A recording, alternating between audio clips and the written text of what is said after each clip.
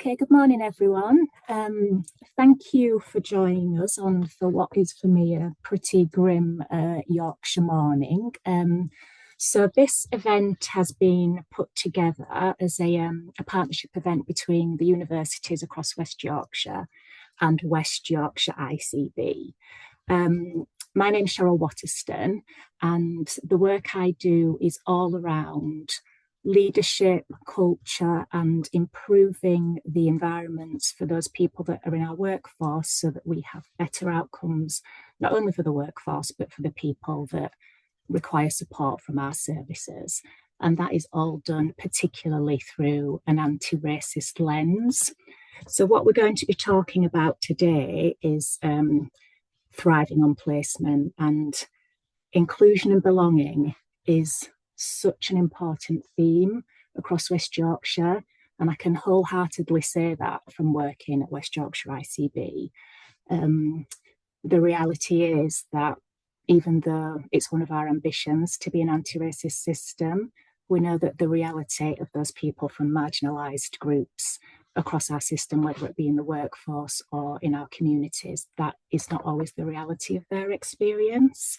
So hopefully today you will get some wider insight about the system of racism, how this can show up on placement, and also some really practical tips about what you can do to own your own personal agency, because it can be quite challenging, and you're all here for a reason. So we'll hopefully give you some insight and something practical to take away too. So I'm going to be one of the speakers, and we've got another two wonderful speakers as well, talking about culture and some practical tips for you to take away. So if you could move on to the next slide, please. So talking about racism is really hard. It's really hard. The context that we're in at the moment is also really hard, socially, politically. So this is not an easy conversation to have. So what I'm going to be doing is starting big, thinking about some of the concepts, some systems, and then bringing that down to the really practical elements of what you can do whilst you're on placement.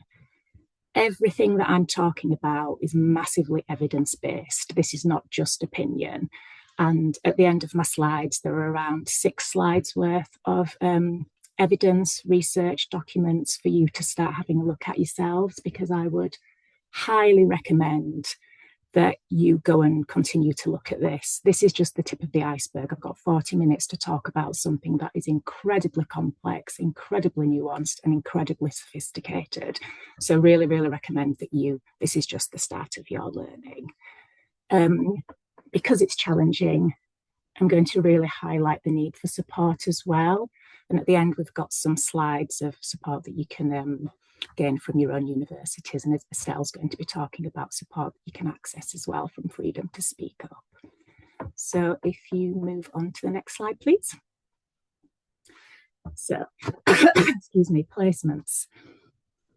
I don't know if you're anything like me. I started my clinical placements in 2000, but I was always so keen, so keen to get into the learning, to get into understanding about the NHS, the patient groups, wherever I was working. But again, the reality of what you meet doesn't always hit your expectations. Something can just feel a bit off sometimes.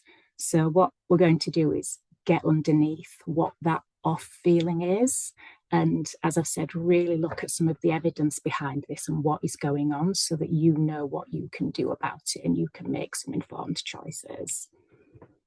Next slide, please.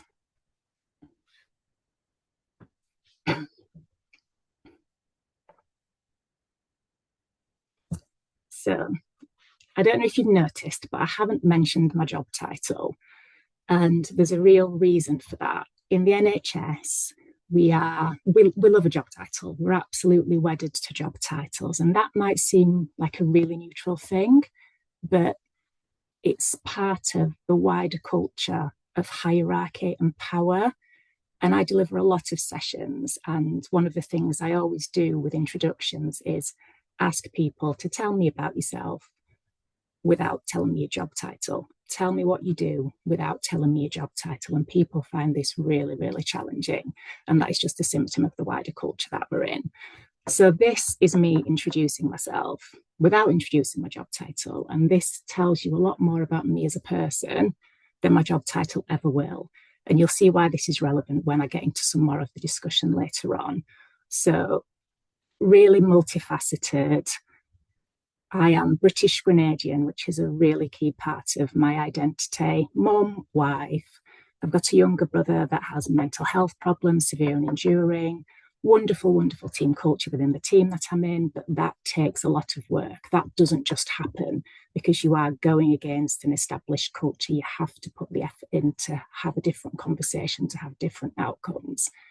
I have a very serious job, but I do not take myself seriously. And that is a really protective factor. And we'll come on to again talking about why this is important when we're talking about power and identity. So next slide, please. So why this session matters. Clinical placements are really important for many, many reasons. They affect your confidence. It's your introduction to the profession. It affects your grades. It can affect your outcome of your whole course, your sense of belonging, your understanding of clinical environment, your understanding of the NHS as a system as a whole.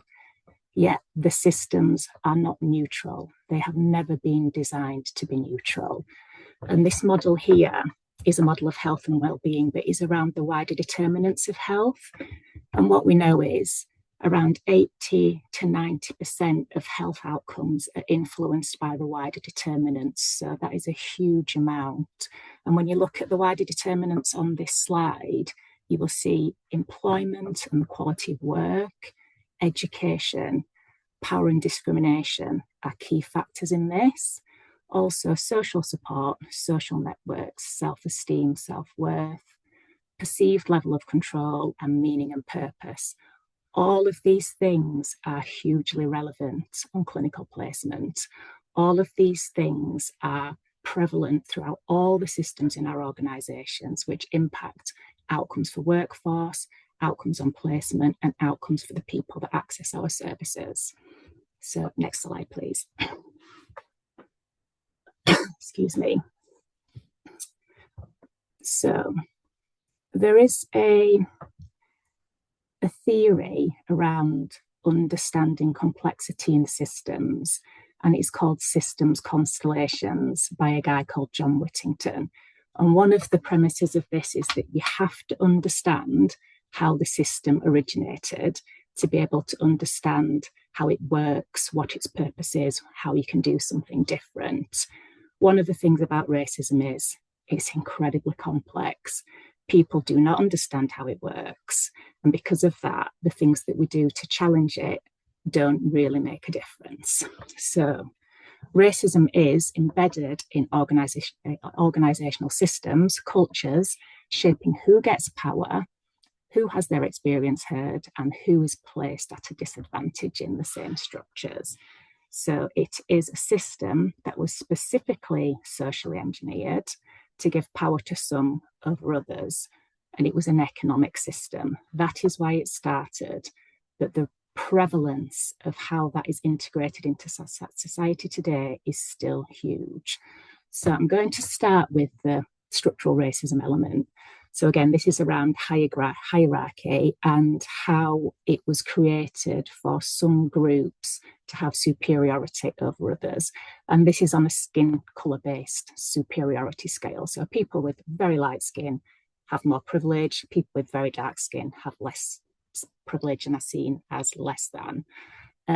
How does this link to placements? So we've got internalised racism, whereby people internalize these views. So perhaps I might think, oh gosh, I'm not as good as these people. They seem to be advancing quicker than I am. They seem to be getting more opportunity on the placement. I seem to be getting observed more. Maybe that's just because I'm not as good as them. That's internalized racism. Interpersonal racism is around how other people respond to you. So we're going to get into microaggression. There's nothing micro about it. But again, it's the way that personal bias impacts on relationships in a power-based way. Systemic and institutional racism links back to the slide I was talking about in terms of wider determinants. So these things are throughout all our organisations because they are throughout society. So we think about leadership. Who is in the leadership? How does that impact on decisions? Who is invited into those decisions? How are the policies created? Who is engaged with those policies? Whose voices are heard? And how do they impact on different groups of people? So how does that impact then on clinical culture? Who comes through the doors of the services? How do people understand the needs of those people that are there? So it's throughout everything. And one of the things that, again, we do know is that racism is not a biological construct. There's nothing in biology that racism about. It is a socially constructed idea. No evidence for race as a biological construct. Next slide, please.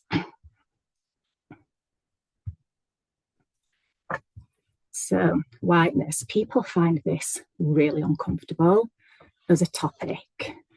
So when we're talking about whiteness, this is not about skin colour. It is an ideology. And racism is a result of whiteness as an ideology. So as I've said, it is not about biology. It's about a set of rules and meanings and social norms that dictate how we see ourselves, how we see each other, how we interact. It's a set of rules about how the world should exist, essentially. And again, originated so that some people could have power over others for economic gain.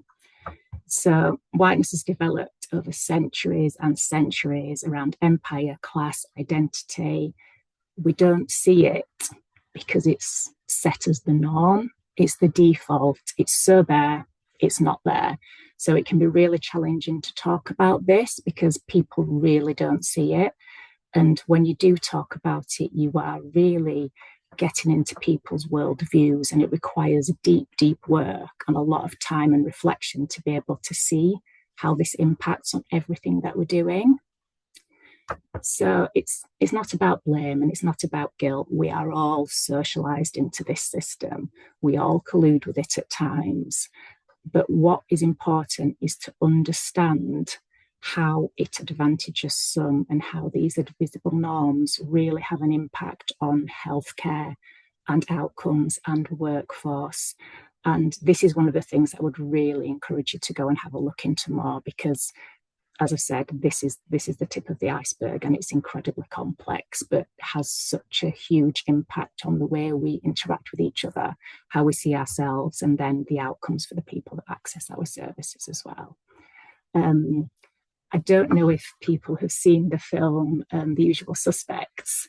It's a classic film, but one of the quotes at the end is, "The greatest trick the devil ever pulled was convincing the world that it didn't exist."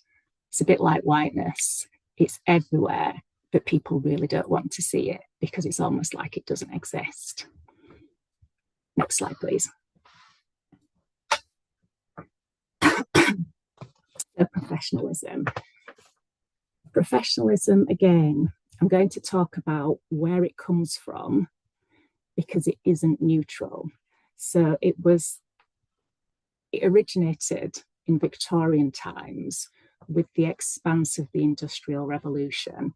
And it was really about division of the classes. So the middle classes creating a social structure that was about including the middle classes and excluding the working classes. So it was about social division and really built on sort of colonial ideas around civilized, non-civilized, Britishness, learnt behaviour so that you could access social capital, how you could advance, access to power and privilege. So it isn't a neutral thing, but it is really, really ingrained into everything that we do. So again, thinking about unprofessional hairstyles, Black women so often are told that the hair is unprofessional, grows out of my head like this. So the coding underneath that is, you do not belong here. Really standard English. Again, there's loads of research that shows that if you have a strong regional accent, Liverpudlian, Brummie, Geordie, you are less likely to be given a job at interview because you're seen as being less professional. So it's really around sort of standard Britishness that has been just evolved into the way that we do things. And it's not questioned. This is just how it is. But as I've said, it's not neutral, and it's really all about proximity to whiteness. Next slide, please.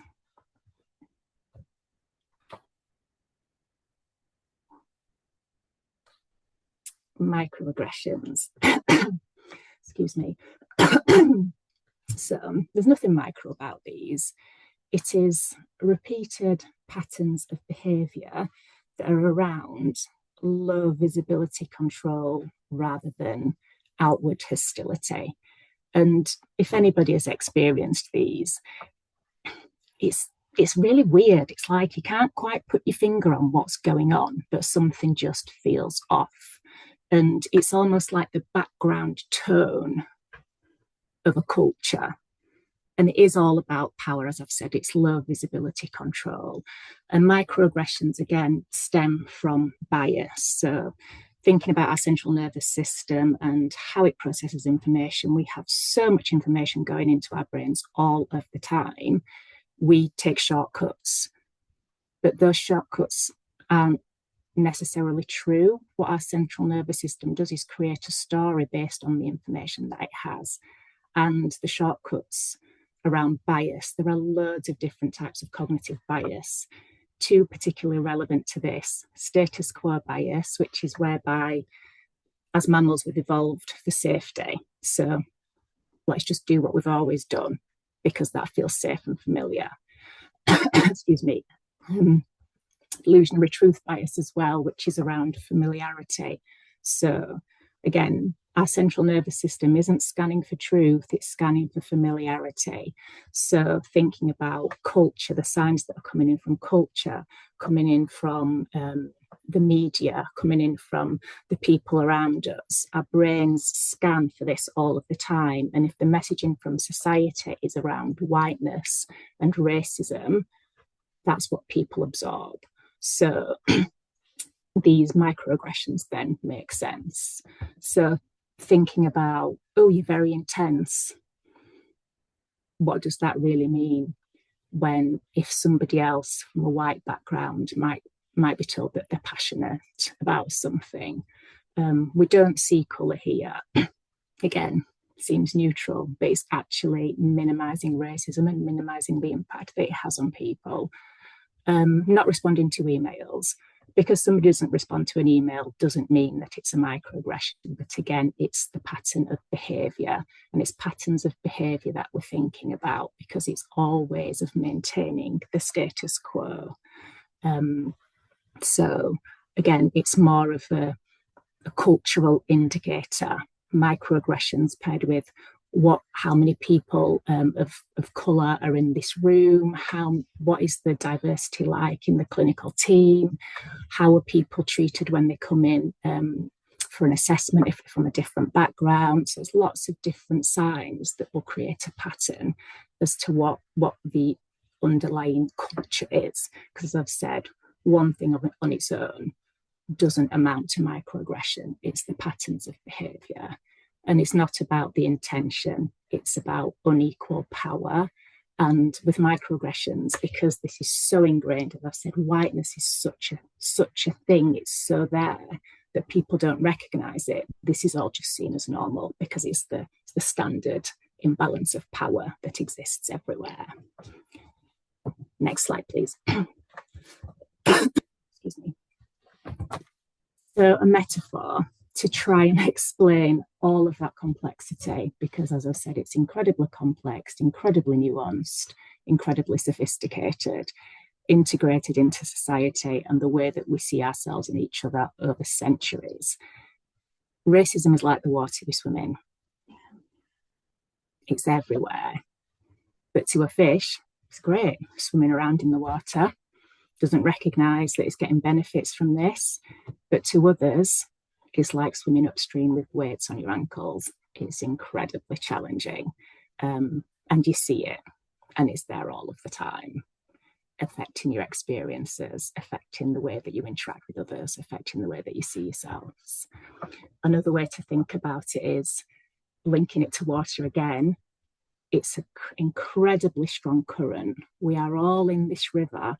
Racism is pulling us in this strong current, dictating where we go, what we have to do, build a dam together, change the direction of the flow. Next slide, please. So what does this mean on placement? So, power dynamics. Racism is about power structures that advantage some, disadvantage others. Inherently on placement, there is a power dynamic.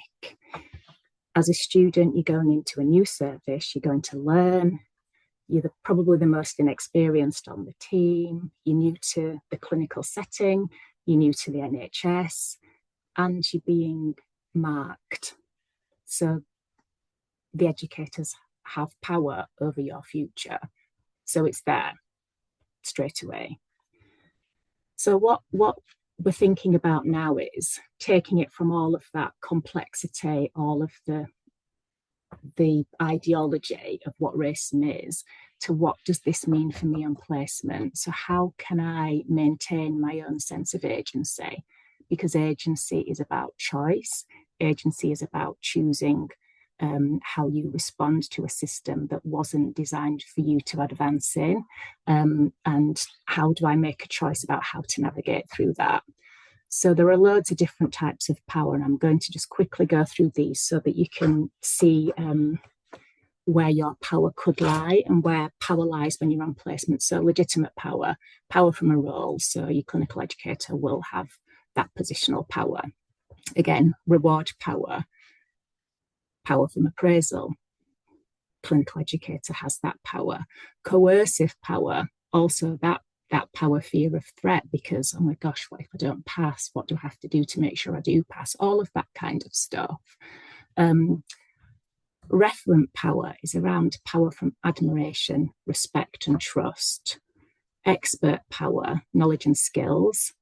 Information power, so again, it's access to different types of information that might be around on your placement, information that you might have yourselves. Connection, loads of research about the power of networks and how important they are. And then moral power as well. So really being stuck in your values, not stuck, but really knowing what your values are and using them as an anchor. And again, that is something that's really important when you're in a challenging situation, knowing who you are, knowing what your values are, and letting them be a guide for how you behave in that situation. So next slide, please.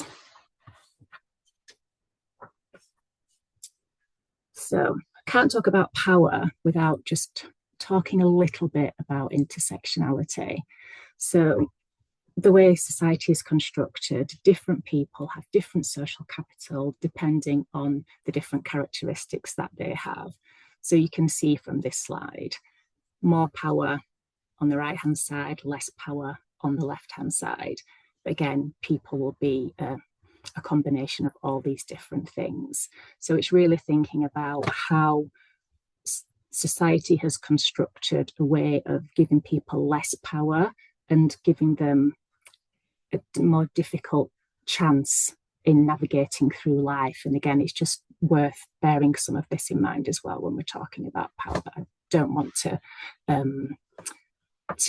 talk about this too much today, but it's just really having this in mind when you're thinking about your own personal power and the power of people around you as well. Next slide, please.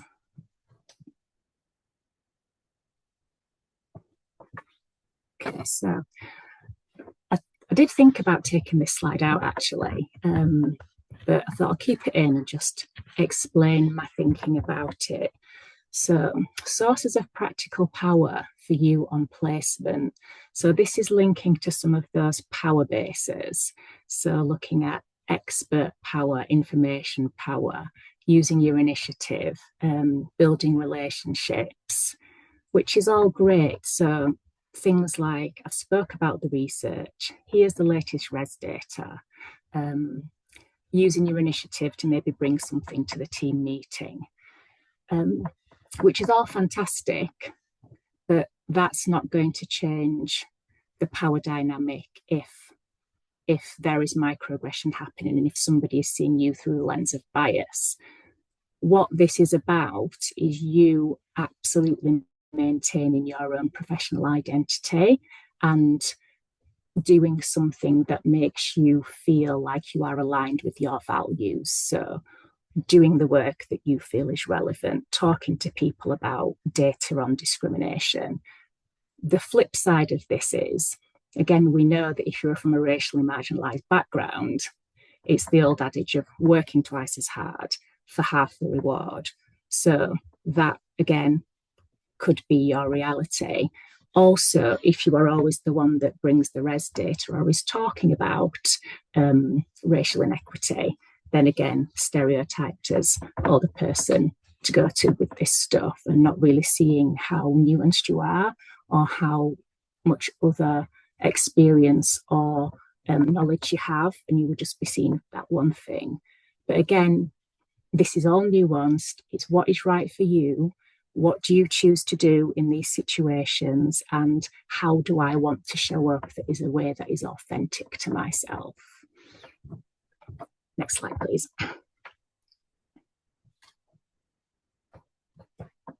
So this is based on Covey's circles of influence. And again, just really thinking about the previous slide. What can I control? Preparation, documents, self-care, who I get support from. This is really important when you're in a situation that can be challenging.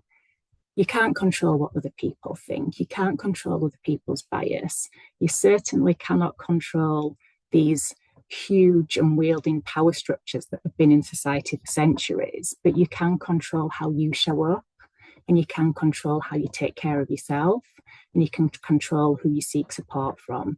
And those are the important things. Next slide, please.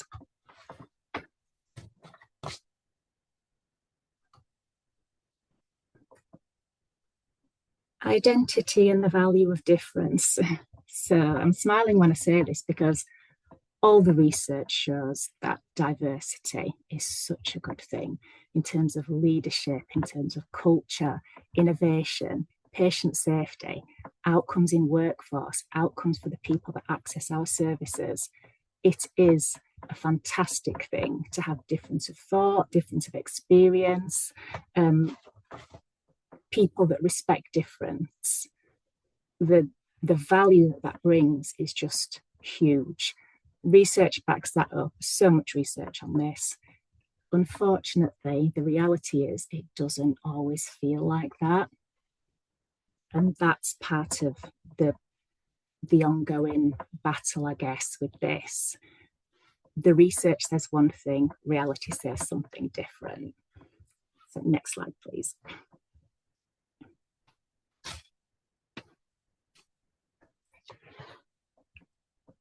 Well-being. This is so important in navigating systems that traditionally haven't been designed for people from diverse backgrounds to thrive in. So it's really about understanding the system.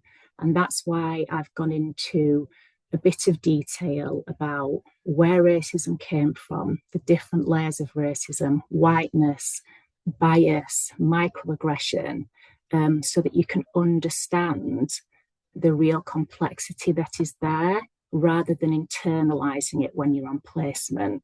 So you're on placement, you're thinking, gosh, is it me? I can't do anything right. What's going on? This is really challenging. Nobody's listening to me.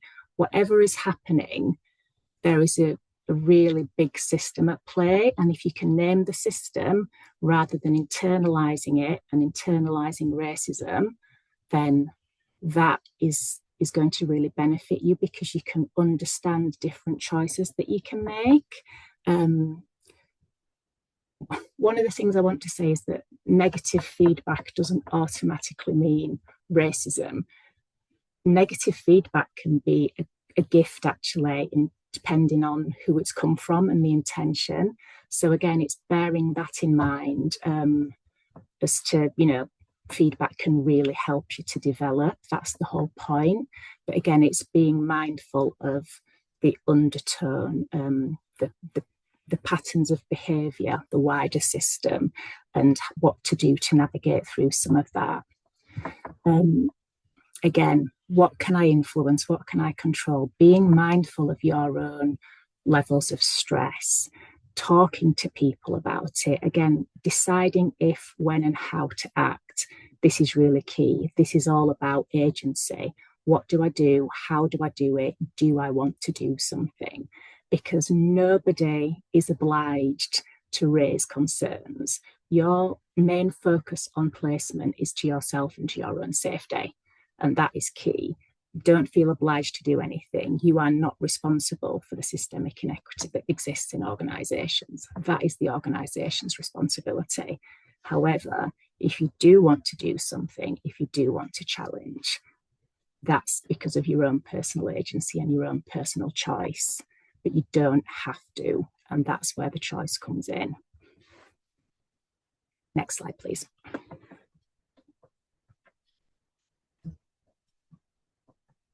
Well-being again. I'm really emphasising this because it's so important. Going back to the slide I showed with me with all those different pictures where I said, this shows who I am much more than my job title. Not just a nice picture for me to show you about myself. Having a multifaceted identity that is cohesive, where your identity is not wedded to work and not wedded to your job title, is really protective. Research from neuroscience shows that if your identity is really grounded in work, you're more likely to burn out. Because if something happens at work, it will go further.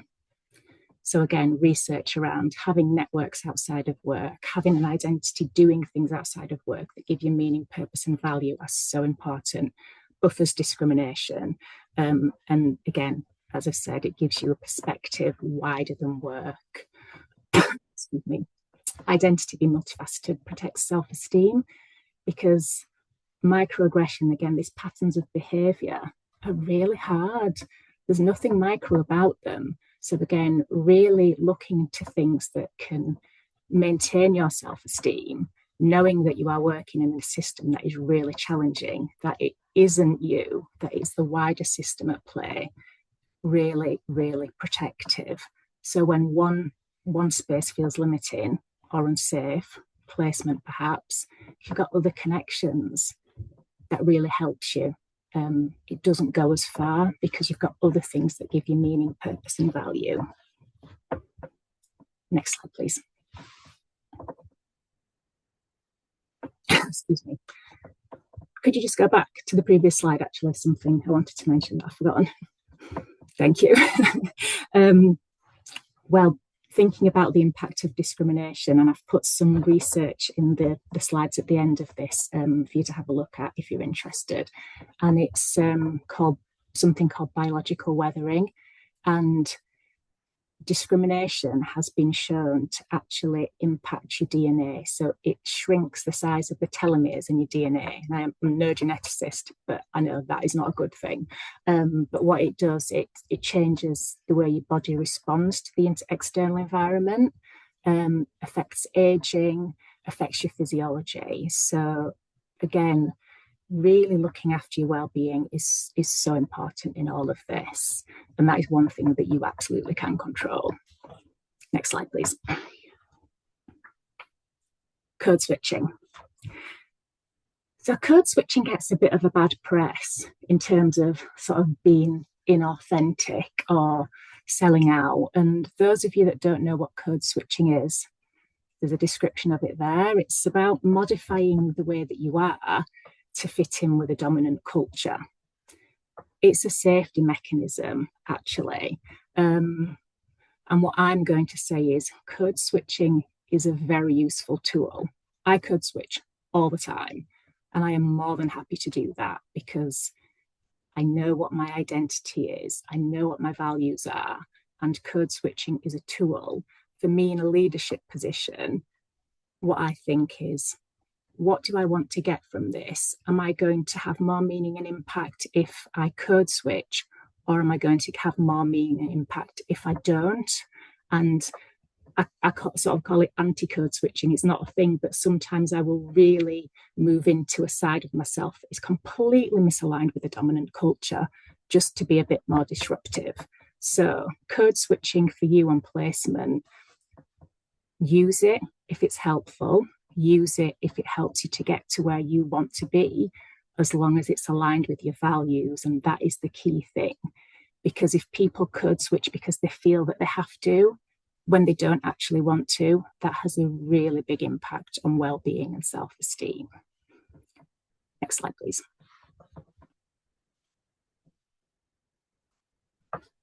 So, on to the really practical part of this now. So, excuse me.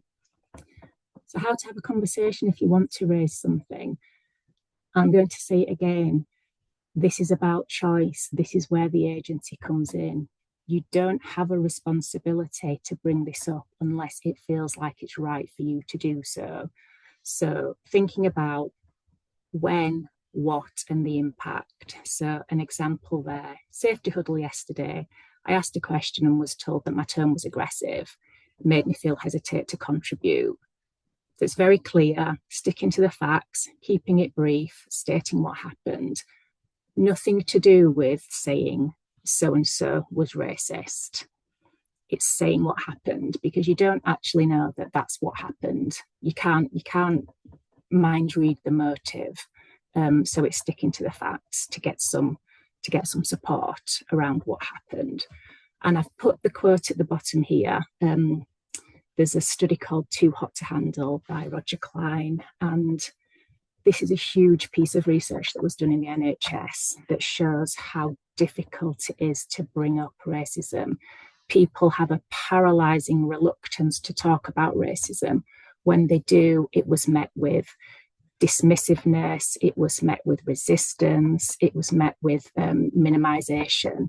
So again, that is a really good piece of research to look at if you are thinking about having these conversations, because talking about racism is not easy, and people don't often have the understanding or the emotional tools to be able to talk about it in a way that is helpful. So again, something to really think about. Next slide, please. So you brought something up, stated what happened, the impact, when it was. Could you help me to understand what I could do differently? I want to make sure that I'm meeting expectations and still contributing safely. Would it help if we agreed how I could ask questions in MDTs? So again, this is about you and your development. What can I do differently? How can I meet my expectations? And again, being mindful of the culture and the wider context, but this is about you getting through your placement safely in a way that you can, again, stay aligned with your values if it's something that you want to challenge. Next slide, please.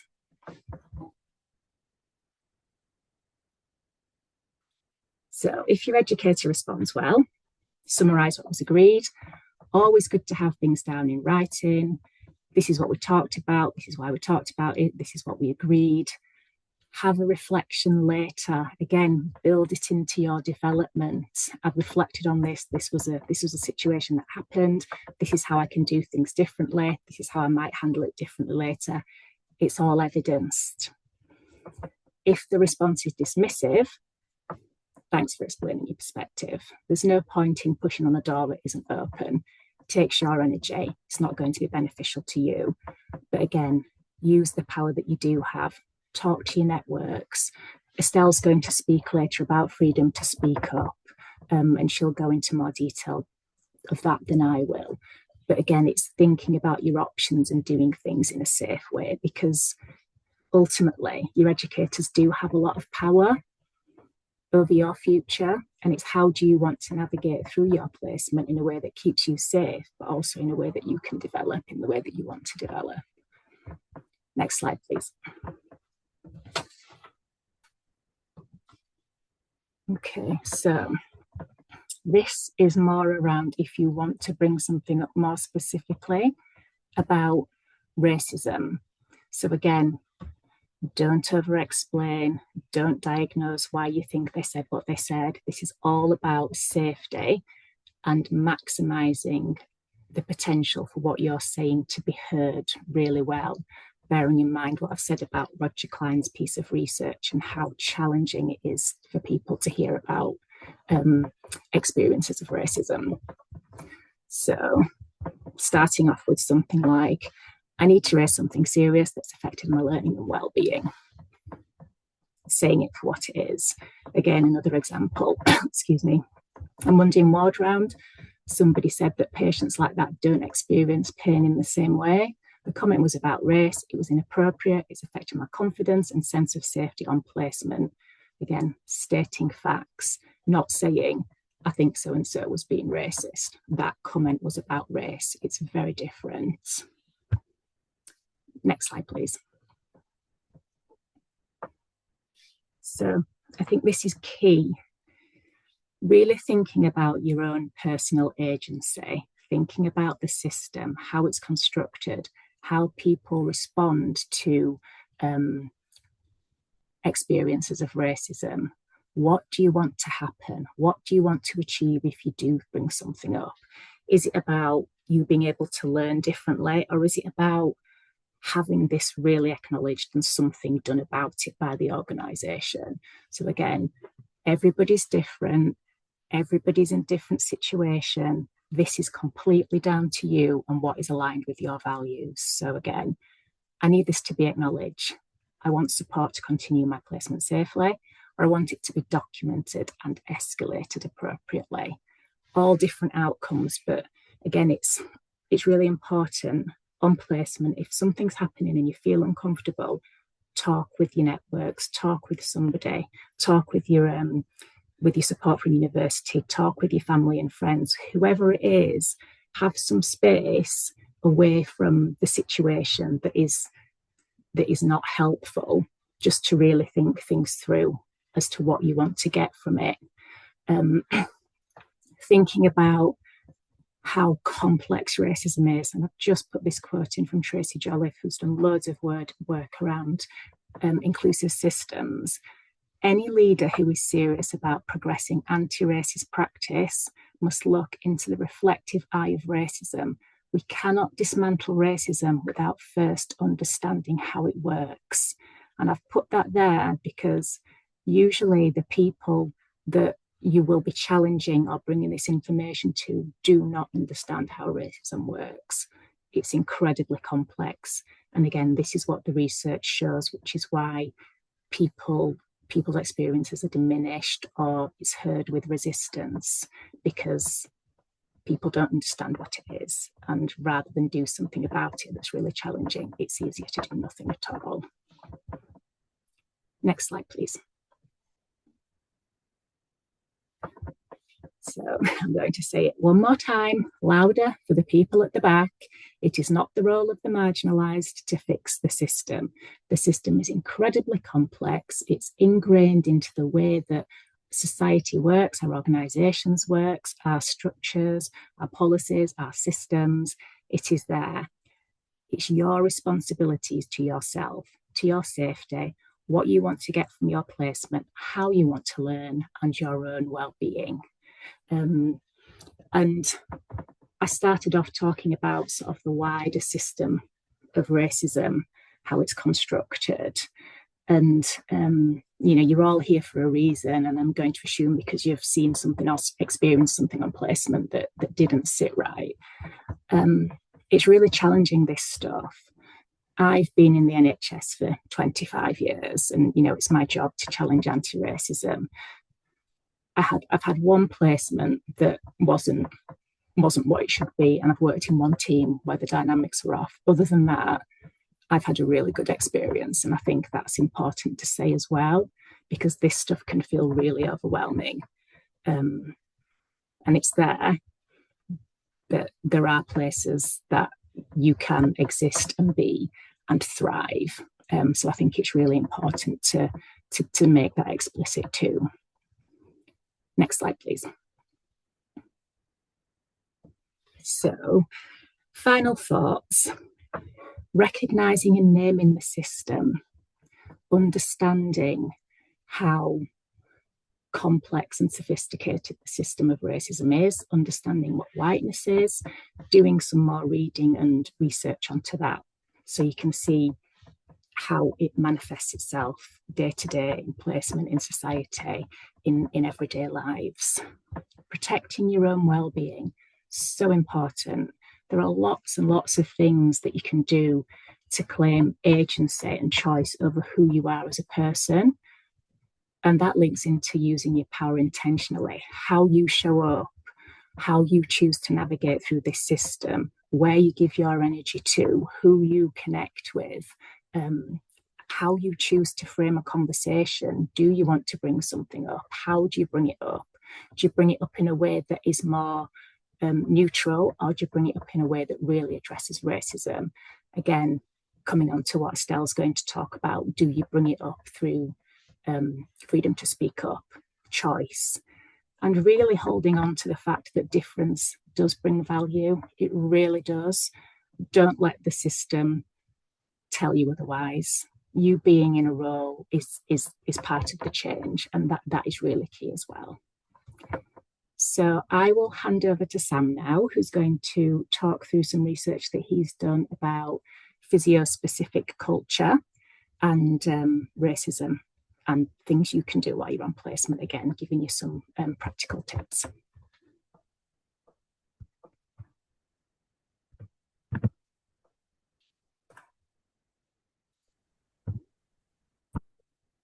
Hello, everyone, and a big thank you to Cheryl for inviting me to present today. My name's Sam, and I'm an orthopaedic physio specialist at the Nuffield Orthopaedic Centre in Oxford. I'm excited to share our work. Physiotherapy is a colourless experience, a thematic synthesis of ethnic and racial minoritisation among physiotherapists. This research was a collaborative effort with my colleagues Kieran, Fran, and Jackie, and it began as my master's dissertation project, and we have submitted it for potential publication to the Journal of Physiotherapy. Whilst this study focuses on physiotherapy, I presented this at a recent multidisciplinary research conference, and colleagues from other professions have reached out to me saying how our findings were similar to their experiences. Next slide, please. So the rationale for our study was clear. Despite recent positive efforts, ethnically and racially minoritized physios have historically been underrepresented within the profession. This disparity is even more pronounced within managerial roles across the healthcare sector, which according to the latest NHS England data, are predominantly held by white individuals. Next slide, please. With this in mind, we conducted a systematic review of qualitative research to explore the lived experiences of these physiotherapists. It's important to note that I identify as a white British male without lived experiences of being ethnically or racially minoritized. Fran identifies as a white British female, Kieran as a British Indian female, and Jackie as a Black African British female. All of us are physios, and this wide range of experiences helped with the finalization of the themes later on. So why the term ethnically and racially minoritized? The term refers to those who experience marginalization because of their race or ethnicity. Minoritized was chosen to acknowledge that individuals are minoritized through social processes, even if they represent the global majority. The term BAME, for example, has been criticized for conflating the experiences of ethnicities. For example, different ethnic and racial groups have had different distinct experiences of discrimination. Next slide, please. For our methods, we identified 306 records, but included and synthesized 13 qualitative studies. Next slide, please. 5 studies from the UK, 4 from the USA, 3 from Canada, and 1 from Australia. Within these studies, we include the voices of 131 physiotherapists and 97 students, all from ethnically and racially minoritized backgrounds. Next slide, please. Through a rigorous thematic analysis of the data using Thomas and Harden's approach, we generated 864 codes and 36 sub-themes. From this, 8 conceptual themes emerged to help capture the essence of their experiences. Next slide, please. And this was the process of the thematic synthesis. So this was in the physiotherapy research office, and you can see the sub-themes starting to emerge there. Next slide, please. This was the midway point, and you can see it starting to take form. Next slide, please. And then these were all the sub-themes. My hand definitely ached after all the cutting out of all those codes. And whilst we could have used computer software such as NVivo, the physical act of moving these codes and merging themes created a deeper connection to the literature, certainly for me, not being ethnically or racially minoritized. Next slide, please. The final 8 themes were racism is invisible in physiotherapy, you must learn to pick your battles, I must be more to be equal, I'm always one step behind, no one seems to want too much equality, the hegemonic physiotherapy culture, trying to fit in can be exhausting, and seeing patients through different lenses. I will now discuss these themes in more detail. Next slide, please. The first theme, racism is invisible in physiotherapy, highlights racism as pervading yet invisible within the profession. Microaggressions could include things like the touching of hair, inappropriate racial jokes, or laughing at someone's accent. Some ethnically and racially minoritized individuals recognized that racism was not always intended to harm and was instead out of ignorance. Racism was not always blatant, but could be so subtle that some questioned the legitimacy of their concerns, wondering, am I being too sensitive? Sometimes racism was downplayed by white colleagues. For example, the patient was just being friendly. And some describe situations where patients, including non-white patients, behaved negatively or even refused treatment, sometimes thinking they might get a higher standard of care from a white peer instead. The quote on the screen is from an ethnically and racially minoritized physio leader meeting her white senior for the first time. He came into the waiting room, looked at me, and left. I heard him say, she's left, she's not there. And his assistant came out and looked and said, she's sitting right there. And he was visibly shocked that I was who I am. Next slide, please. You must learn to pick your battles is underpinned by pressure to keep quiet about racism. There was an awkwardness or taboo surrounding racism, with some noticing their white peers could become defensive if you mentioned it. This white fragility, as it's been coined, meant that you did not want to make it a big thing or make people uncomfortable, and some feared being labelled a troublemaker. Although it might feel easier to discuss these issues with ethnically and racially minoritized line managers who may have shared lived experiences, leadership roles seem to be held predominantly by white individuals. As such, some chose to ignore racism and stay quiet, or laughed it off, saying it's just the way it is, or that you have to pick your battles. Some describe pressure to act as a spokesperson for all race or ethnicity issues, feeling that this was an additional burden and put them under a magnifying glass. This has been coined the minority tax, the unrecognized expectation that ethnically and racially minoritized professionals will lead diversity efforts and act as representatives for their communities. This minority tax can contribute to increased stress levels and emotional fatigue. The quote on screen is from a physiotherapist explaining how exhausting it is to repeatedly challenge people. It's emotional labor to have to constantly chat with people's microaggressions. Somebody will come up and say something ignorant and I'll challenge it. But once you've done that for 20 times a day for the past week, I'm going to let this one slide. It's about picking your battles. Next slide, please. I must be more to be equal describes low expectations from others, which meant that you always had to be more than to be judged as equal. Some felt that they had been penalised academically for being minoritised as a student, and students therefore felt pressure to be top of the class and to answer every question. At work, there was a sense that you must work harder to maintain the same status or pay, and some felt the burden of always presenting themselves in a good light. There was also a feeling that you had to work harder to get patients and colleagues on side, particularly in the light of racial and ethnic stereotypes.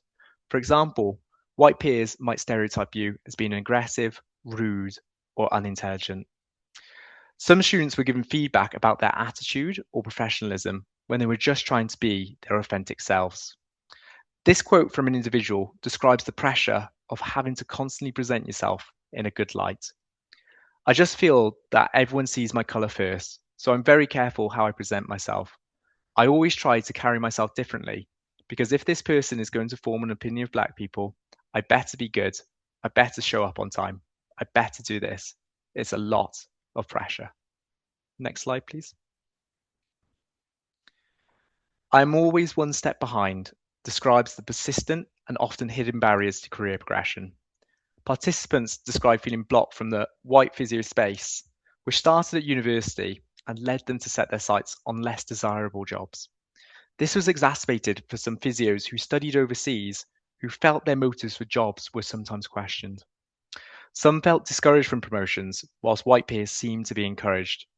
Some compromised their identities in order to access opportunities, for example, not disclosing their ethnicity on job applications because they felt they might be at a disadvantage. Crucially, white senior staff were sometimes seen as gatekeepers to career progression, and this led to a perception that opportunities were given to those who were most liked rather than based on ability or experience. And this barrier was reflected in a lack of visible role models within leadership. This participant's quote powerfully summarizes the feeling. White colleagues, they're getting all these permanent roles, and I'm like, how are you getting them? I didn't even see them advertised. It's almost like there's this underground world. If you're not in the right network, or if you're not in the right group, then you're always one step behind. Next slide, please. No one seems to want too much equality describes how, despite the efforts of universities and healthcare trusts to offer support to ethnically and racially minoritized physios, there was a sense that some white physios did not want the status quo disturbed. Some ethnically and racially minoritized individuals had concerns that they had only got a job or space on their uni course because they were filling a minority gap within the department. Some felt EDI policies felt more of a tick box effort from organisations, feeling quite superficial. Some felt that white peers suspected that ethnically and racially minoritized physios might be at an unfair advantage, being prioritised for job opportunities. And this quote on screen shows that some white peers could now feel disadvantaged. A colleague of mine overheard a conversation by a very senior physio who was white, who said to a room full of other colleagues, "Oh, what do you have to do around here? Do you have to change the colour of your skin to get a promotion?" Next slide, please. So I didn't know what hegemonic meant until my colleague introduced me to the term. So the hegemonic physiotherapy culture means a dominant culturally embedded framework through which the values and practices of one group, in this case white, shape the profession and marginalize others. Some students felt they might be on the wrong course compared to other diverse courses such as nursing or medicine. And there were concerns that the physiotherapy profession sometimes clashed with people's culture. For example, Muslim female students had concerns dismissed about undressing, being told, "You'll get used to it." There was a sense that the profession was underpinned by this default white culture, and that behavior that did not conform could be deemed unprofessional, further embedding this hegemonic culture. The quote on screen demonstrates this feeling of a white physio culture. It's not something that has penetrated aspects of different Black cultures. A stereotypical image is very Caucasian, and I think that image isn't conducive to Black people wanting to get into physio. Next slide, please. Trying to fit in can be exhausting, captures the profound feeling of not belonging within the profession. Some felt self-conscious being the only person of colour on their course or department, and there was a sense that white colleagues often gravitated towards each other, leaving interactions with others feeling superficial. As a result, some saw deeper connections with other ethnically and racially minoritized colleagues. This feeling of not belonging is partly driven by long-standing white-defined professional norms that can lead to othering, where dominant groups define others as different and view other group skills and experiences as inferior. To navigate this, some describe the immense emotional labor of code switching, constantly adjusting their behavior and language in order to fit into this white culture. This could mean attending classes in order to try and reduce your accent, or hiding their authentic selves for fear of damaging their future career prospects. As this individual's quote illustrates, the mental effort could be relentless. You are always regulating your behavior. You're constantly criticizing what you're doing. You're constantly being like, okay, I can't do that. I can't say that. Or, okay, I have to be like this, or I have to speak like this. Next slide, please. The final theme, seeing patients through different lenses, describes the value for physiotherapy having increased diversity within the profession. There is a mutual understanding between ethnically and racially minoritized physios and patients, and this could create strong rapport, having a positive effect on treatment. However, it was felt that an ethnically and racially minoritized physio caseload should not include all minoritized patients. Instead, all physios should have the skills and cultural sensitivity to treat a diverse range of patients. This quote from a minoritized individual shows how this diversity can benefit patient care. It's kind of like a beautiful thing, though, the impact that we can have on a lot of people that we will treat just because of our cultural similarities, or just that instant rapport that we can have with some people. We can treat them as a person on another level. Next slide, please. So some of the limitations of our research include that this is our interpretation, and others may interpret the findings and themes differently, a common limitation of qualitative research. Further research based in the UK in this area would also be beneficial, as only 4 relevant studies focused on qualified minoritized physiotherapists. Next slide, please. Now, I think it's really important to say that I don't want to paint physiotherapy as a profession in a bad light. And there are amazing, supportive white physiotherapy colleagues who are brilliant allies. But these are the experiences of ethnically and racially minoritized colleagues, and it is important that we are all aware. So how can these findings influence our clinical practice? Our results point to several key recommendations. Firstly, departments need to create a psychologically safe and open culture where all colleagues can discuss race frankly and constructively. This helps to encourage individuals to feel comfortable being their authentic selves, where different perspectives and experiences are celebrated. Active allyship from white peers is essential because it shifts the burden of dismantling systemic barriers from minoritized physios to the wider collective. And this helps foster a culture of psychological safety and belonging that allows every clinician to thrive and brings accountability to all. We must also acknowledge and challenge any policies and structural barriers that lead to systemic discrimination. And this involves using accurate data to challenge any gatekeeping practices and reviewing policies for unconscious bias. We need to ensure clear, equitable opportunities and career pathways for all staff developed in collaboration with ethnically and racially minoritized colleagues to help address a lack of leadership representation. Finally, cultural competency training is encouraged for all staff, so all physios have the skills to treat a diverse range of patients. Next slide, please. So moving from research to action, we recognize that power dynamics and fear of repercussions make navigating discrimination on placement incredibly difficult. So we spoke to our Trust EDI lead, and he helped us form some practical guidance for placements to help you navigate these challenges and protect your professional journey.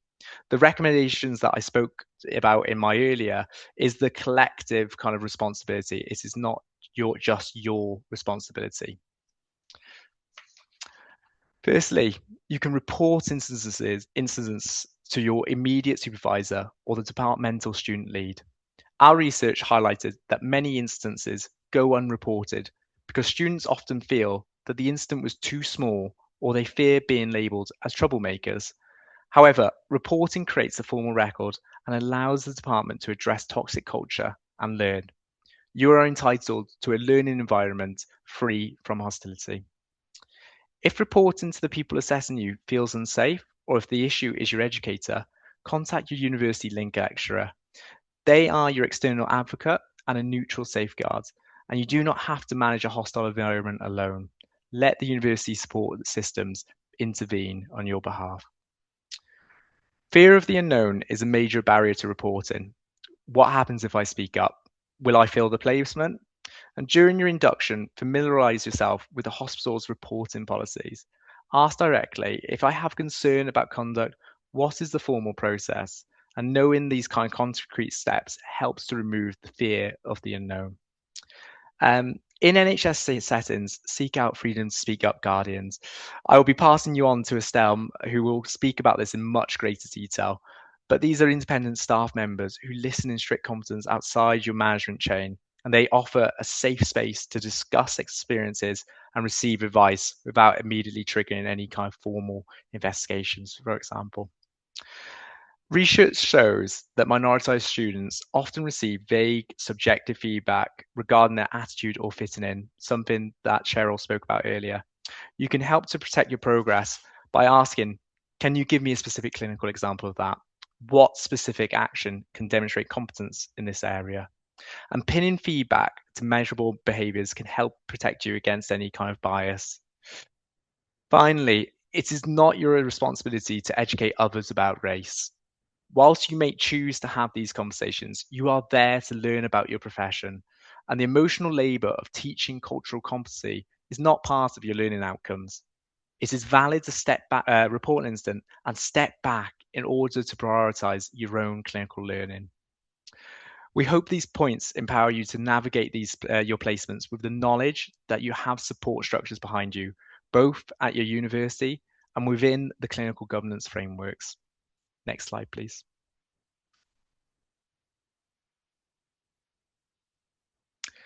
I really like this quote. True professional competency requires that the burden of racial literacy be shifted from the shoulders of the marginalised to the conscience of the majority. We are making great progress, but there is still so much work to do. Next slide, please. So thank you so much for listening. I will now be passing you on to Estelle Myers, Freedom to Speak Up Guardian. Hello, thank you. My name's Estelle. I'm one of the Freedom to Speak Up Guardians at South West Yorkshire Partnership Foundation Trust, and I also chair the regional network. My background is learning disabilities physiotherapy, and I'm mixed heritage. So my mum is North African and my dad is Welsh. Next slide, please. So what does a Freedom to Speak Up Guardian do? We are an independent person within the organisation that you can receive support and advice from.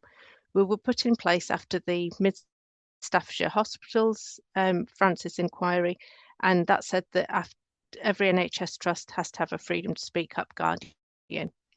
Thank you. Next slide. So when can you contact the Freedom to Speak Up Guardians? There's no rules. Ideally, we want you to be able to start with your mentor, your supervisor, or university contact. But if you can't, we are here to help support you. We listen to your concerns impartially and independently. And in some universities, we also find Freedom to Speak Up Guardians, but they're also within primary care and other NHS trusts. Next slide. So what happens next? We book a confidential conversation. We record notes on a secure database that's only open to us as Freedom Speak Up Guardians. I do a heads up email to our chief exec for awareness, which also goes to my my chief nurse and director of quality of professions, and my assistant director of corporate governance, so that I remain impartial. I don't investigate, and the concerns gets allocated to a manager for investigation by me. And I follow up regularly with that manager and the person coming forward via the Freedom Speak Up route. Learning from cases is captured and reports go into committee and board. Thanks. Next. So, what rules? There aren't any rules. It's a confidential space. That means we don't reveal it unless we have to by law. You can come to us 3 different ways. So you can come to us openly. So that's where you're happy to give your name going forward and somebody can contact you about the issue. Confidentially, that'll mean that I know who you are, but I don't share that. And I communicate with the person that's looking into the concern for you, or anonymously. So that means that nobody knows who you are. And there are different routes you can do the anonymous route. We broadly categorise our concerns under the headings that are allocated nationally to us. So it can be about patient safety or quality, worker safety or well-being, bullying and harassment, or inappropriate attitudes and behaviours. Next slide. So within my organisation, South West Yorkshire Partnership Foundation Trust, I report into the Assistant Director of Corporate Governance, and they've got a direct reporting link to the Chief Exec. I have 6 weekly meetings with my non-exec director for Freedom to Speak Up, Chief Nurse and Director of Quality Professions, and Assistant Director of Corporate Governance. And I have direct access to those people that you see on the posters on the top of the board. So the Chief Exec, the Chief Operating Officer, Medical Director, and Chief People Officer. And like I said, my report's going to committee and board. That's not with people's names, it's with the number of cases, overall where they've come from, and the types of concerns and the learning. Next slide. Okay, so what do we do with all that information? Well, we share the broad themes at our partnership meetings. Those are meetings that are held with relevant people in the area. So the general managers and our staff side colleagues, and that's so we can help triangulate different information. And I also have meetings with our people within nursing and quality and professions, and we share learning across customer services, patient safety, and CQC teams. Next slide. So what will you see when you're out about on placement? You'll see that we've got a communication plan. So there'll be things coming through our trust communications. We're out and about on wards. We do team visits. I've got posters on the back of the staff toilets, thankfully without my face on. So it's just the branding that you can see in the corner there, Freedom to Speak Up. I've got screensavers so you can see our faces of the Freedom to Speak Up Guardians in our organisation. And we've got some promotional items, some business cards. I produce a quarterly newsletter that goes out digitally, and I have an intranet page with more contact details. Next slide.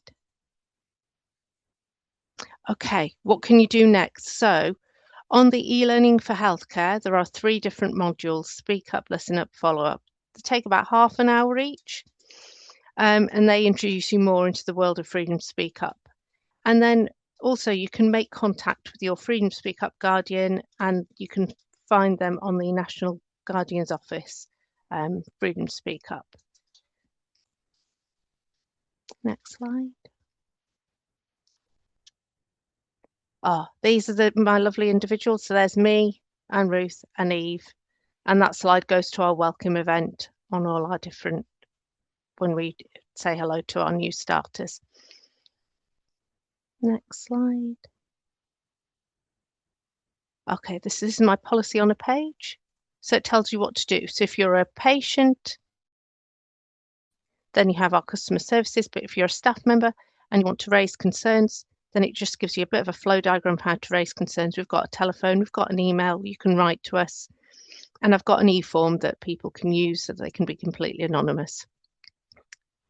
And we have lots of different support systems, but we hope that you can speak to somebody that can help you. And if you can't, that's why Freedom to Speak Up was put in place. Next slide. Okay, so we have in our organisation, we have Freedom Speak Up Guardians, we have Civility and Respect Champions, Equity Guardians, and we also have trade union representatives, and you can choose the person that will best support you with the issue. Next slide. There we go. So that's just my contact page. Next slide, I think that's it. Thank you, Cheryl. I'm going to hand back to you.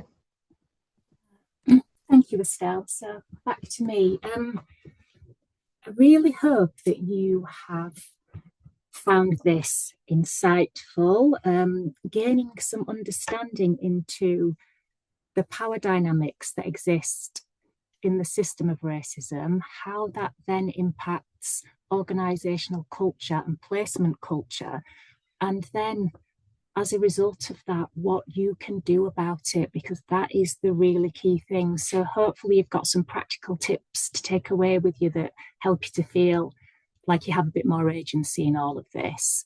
But I think, again, the key thing is speak to somebody, whoever it is, speak to somebody that you trust, and then you can make an informed decision about what you want to do, if anything, about the situation that you might find yourself in. So thank you for being here. And this slide has just got some more information about the specific support that's available from your different universities. So please have a look and please keep yourself informed. And thank you for joining us.